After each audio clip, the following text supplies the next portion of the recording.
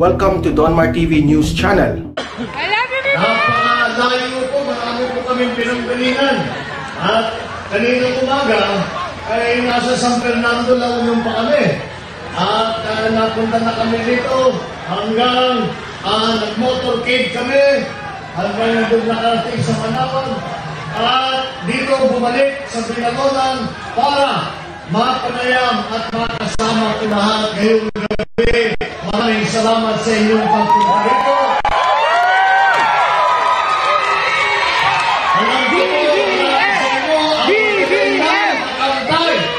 Nagbilad sa araw at nagpainit, kaya naman siguro napakainit ng salubog na.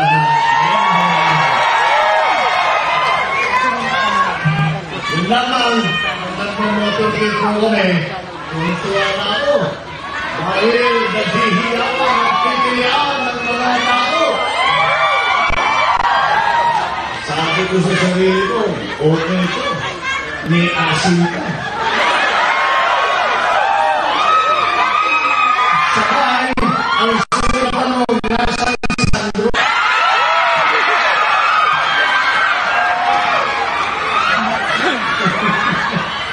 Sandro, mas malakas yung zero na ito pag nahanggit ko yung mga anak ko. Alam niyo po, yung anak ko ay busy nasa Ilocos Norte, tumatakbo sa Congressman, ang primero distrito ng Ilocos Norte. Kaya ay papaabot ko na lang sa inyo sa kanya ang lahat ng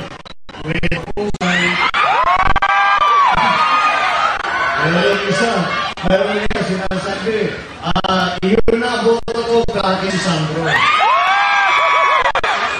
Natanong ko sa kanya kung papayag siya. Ano kayo papayag mo? Maraming salamat po sa inyo lahat. At kami po sa Unity ay kung saan na po nang galing at marami na po kami napuntahan. At pagpunta naman namin dito sa lalawigan ng Pangasinan, dito po, lalo na sa west side ng Pangasinan, ay naramdaman namin ganoon din ang aming salubong na nakukuha sa taong bayan kapag lalo na umpisahan namin at napapag-usapan namin ang aming naging adhikain ng pagkakaisa. Kaya naman, unity ang tawag sa amin. Dahil kami ni Rizala ay ang aming layunin. Ang aming hangarin para sa Pilipinas ay unity, pagkakaisa.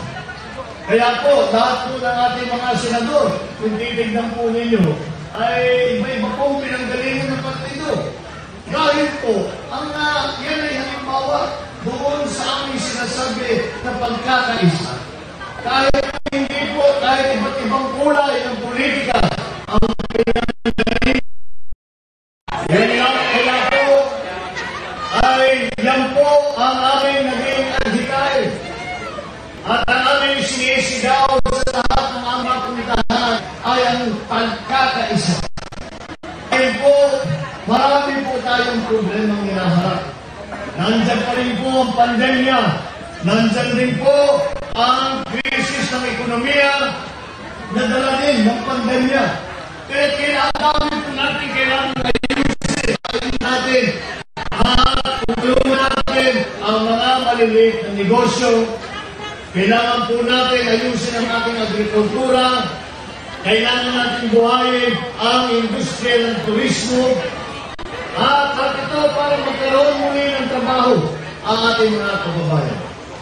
Kailangan po natin ituloy ang infrastruktura ng program na build na sinimulan ni Pangulong Duterte. Rin natin dyan yung itinatawag na digital infrastructure na ang ating internet. Yung presyo ng kuryente, kailangan natin hanapan ng paraan para ibaba. At napakataas masyado ang mahihirapan ng pamamayan. Ang ating mga nasyonal, ating edukasyon ay kailangan natin patibayin.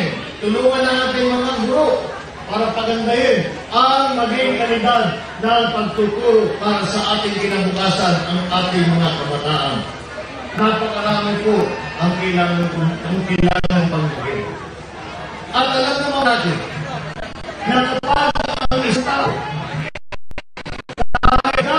kahit gano'ng kasipag, kahit gano'ng katandaan, pagmamahal sa sambahan at sa Pilipinas, ay siya ay isang tao. Kaya naman po, kailangan natin dito sa hinaharap natin ng mga krisis ay ang pagkakaisa. Dahil po, kung pag-aaralan natin ang kasaysayan ng Pilipinas, at ibatin po, kailangan tingnan natin kung paano nakarao sa lahat ng krisis, lahat ng sakina, lahat ng hamon na naharap sa ating mga Pilipino. Ito ay nakaraos dahil po tayo ay nagtulungan, dahil po tayo ay nagmahalan, dahil kapit-big po ang mga Pilipino, hinarap ng tayo ay hamon at sa ganung paraan tayo ay hindi lang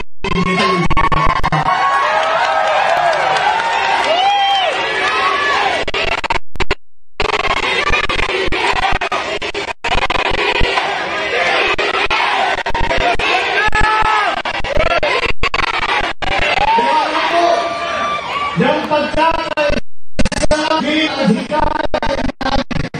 pagkakaisa ang aming para sa ating sambayanan. Tayo ay makita natin lahat po ng galing, lahat ng sipag, lahat ng husay, lahat ng pagmamahal na nasa puso ng Pilipino ay sabay-sabay na tutulungan at kaharap po mga problema na nadadala dito sa ating bansa. Kaya po patuloy po namin pag-ikot sa nakaraang ilang linggo sa ilang nakaraang buwan. At isinisigaw namin ito aming sinasabing adhikain ng ating pagkakaisa. At talaga naman po, maganda po ang tanggap na mensahe nito ng ating mga kababayan. Ngunit kung talaga namang isipin natin, hindi po siguro katakatakayo.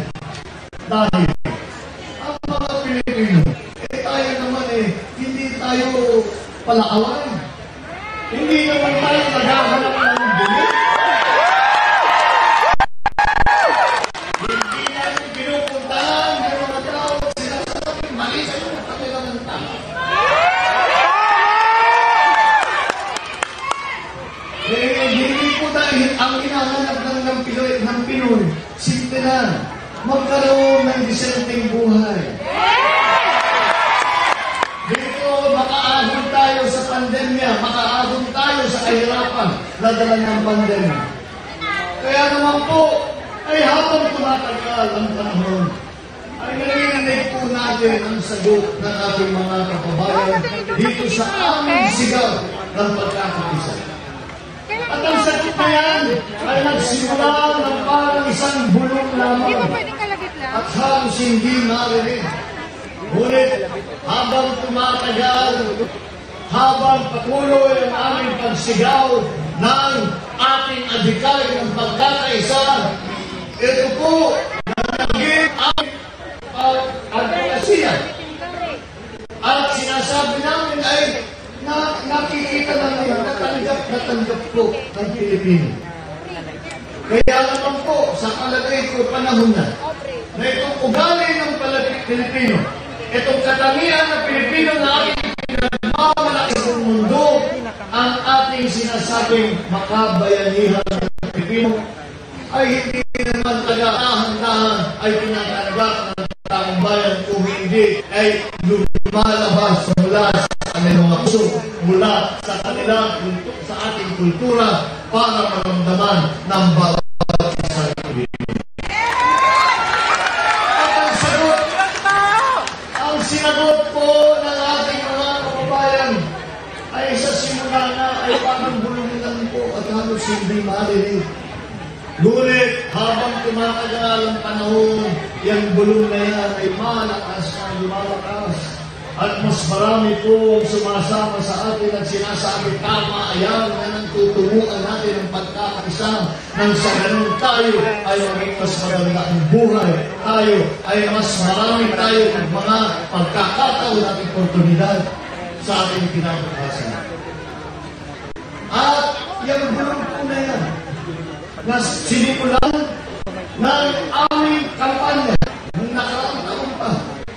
Yung bulong na yan ay dahan-dahan palakas ang palakas hanggang dumadami ang bulong-bulong hanggang dumadami ang nagsasalita at naririnig na ngayon po natin ang tinig ng mga kababayan natin, ang tinig ng sambayanang Pilipino.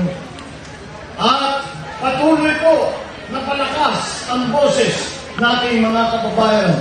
Patuloy po ang hanggang ngayon po ay sigaw na at hindi na lang bulong at hindi lang magpilig, kundi ito po, ano po ang sigaw ng Pilipino, ang sigaw ng mga Pilipino. Kasama ako dyan sa ating naging kilusan ng pagkakaisa. Kasama kami riyan para maging pagpaganda at maging maunlad ang Pilipinas. Kasama kami riyan sa pagmamahal natin sa bawat ka-Pilipino natin. Kasama kami diyan sa pagmamahal ng ating bansang Pilipinas.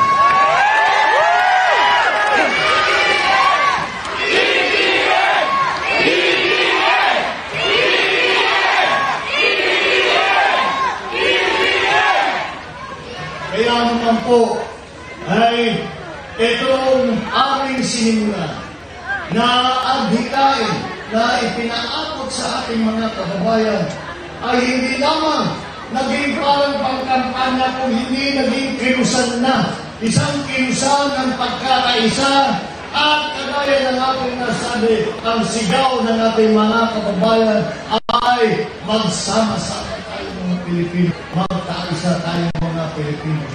Kaya po, huwag natin pong makalimutan ngayong gabi na ito. Huwag po natin makalimutan na dito ngayon nagsimula ang kilusan ng pagkakaisa dito sa Binalona dito at sa lalawigan ng Pangasinan.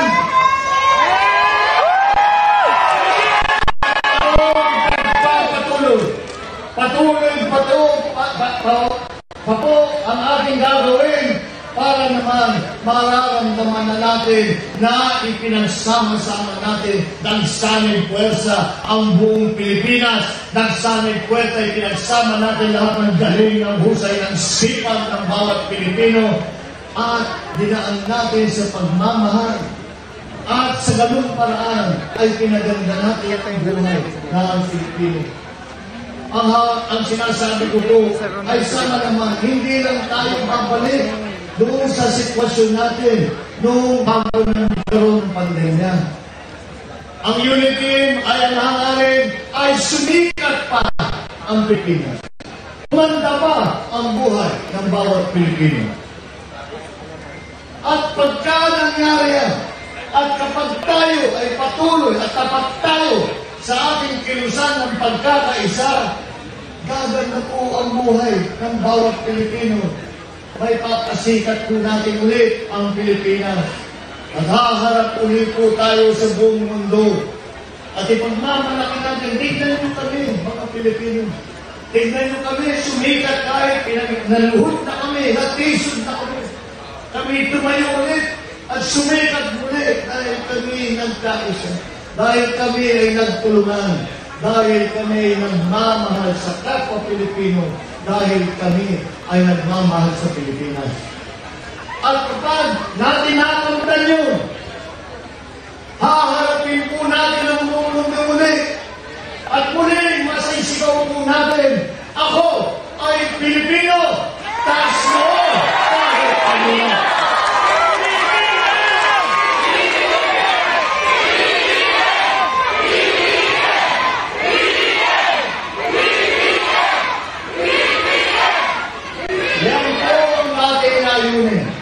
Kaya po dito sa sinimulaan natin ang kilusan, huwag po tayong titigil hanggang tayo'y magtagumpay.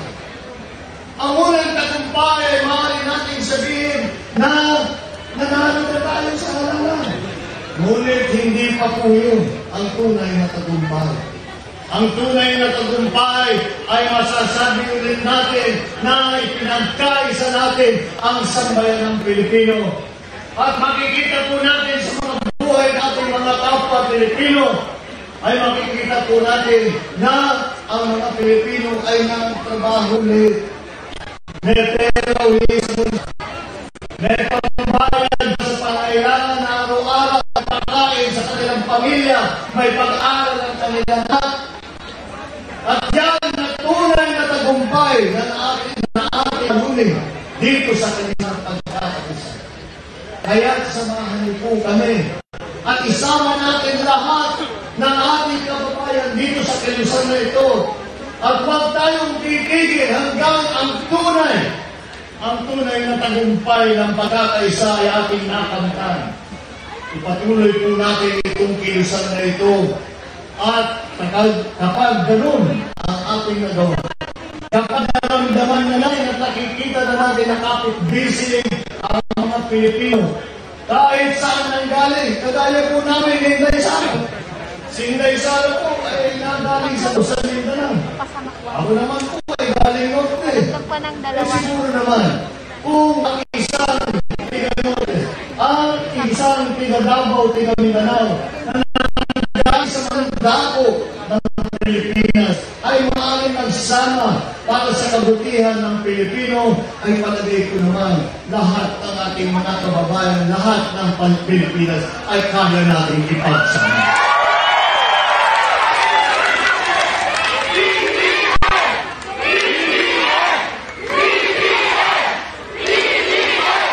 Ito lang ang hakbang na ating nakikita sa pagsimula, sa pagbalik ng ating kabuhayan, ng ating trabaho, ng ating magandang kinabukasan. Kaya naman po, ako, ang unity ay nasa harap ninyo. At hinihingi ang tulong ninyo para kami ay makapagsilbi. At sa pag-aming sa pagsilbi, kasama po tayo lahat, hindi lamang elected official, hindi lamang ang mga tao na pamahalaan, kung hindi ang buong lipunan ay tuloy-tuloy na nagtutuloy